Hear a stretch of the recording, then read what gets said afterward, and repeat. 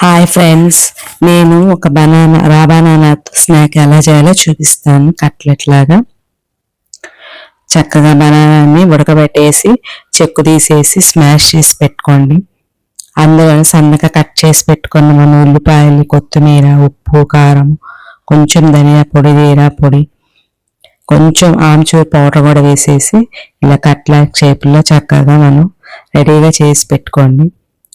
ఇదే విధంగా ఇవే ఇంగ్రీడియంట్స్తో మనం ఆలు బోండా కూడా తయారు చేసుకోవచ్చు అండి. మనం బాయిల్ చేసి పెట్టుకున్న ఆలుని చక్కగా తొక్కు తీసేసి స్మాష్ చేసి అవే ఇంగ్రీడియంట్స్ వేసి చక్కగా వీటిని బోండాల షేప్లో చక్కగా రెడీ చేసి పెట్టుకోండి. వీటి బైండింగ్ కోసం శనగపిండి తీసుకోండి. శనగపిండి 1 గ్లాస్ తీసుకుంటే 1 స్పూను మైదా పిండి తీసుకోవాలి. మైదా పిండి బాగుంటుందండి, అంటే చల్లారాక కూడా మనకి టేస్ట్ బాగుంటుంది, గట్టిగా ఉండదు. చాలా మంది బియ్యం పిండి కలుపుతారు, కానీ మైదా వేస్తే బాగుంటుంది.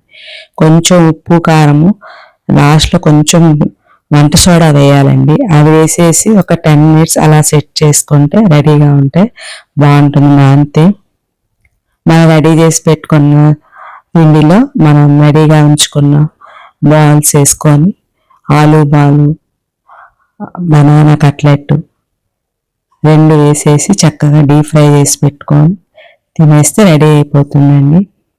చాలా బాగుంది, వేడి వేడిగా, టేస్ట్ యమ్మీగా కూడా ఉంది. ఈ చలికాలంలో కొంచెం వానలు పడుతున్నాయి కదా, ఆ సీజన్లో చాలా బాగుంటుంది వేడి వేడిగా తింటే. రెడీ అయిపోయింది, పిల్లలు స్కూల్ నుంచి వచ్చే టైంకి కూడా రెడీ అయిపోతుంది. మీకు నా వీడియోస్ అన్నీ ఎలా ఉన్నాయి, నచ్చుతున్నాయా? నా వీడియోస్ అన్ని చూసి లైక్ చేసి, షేర్ చేసి, సబ్స్క్రైబ్ చేసుకున్నందుకు మీ అందరికీ చాలా థ్యాంక్స్ అండి. Thanks for watching. రెడీ అయిపోయి చూడండి. Thank you.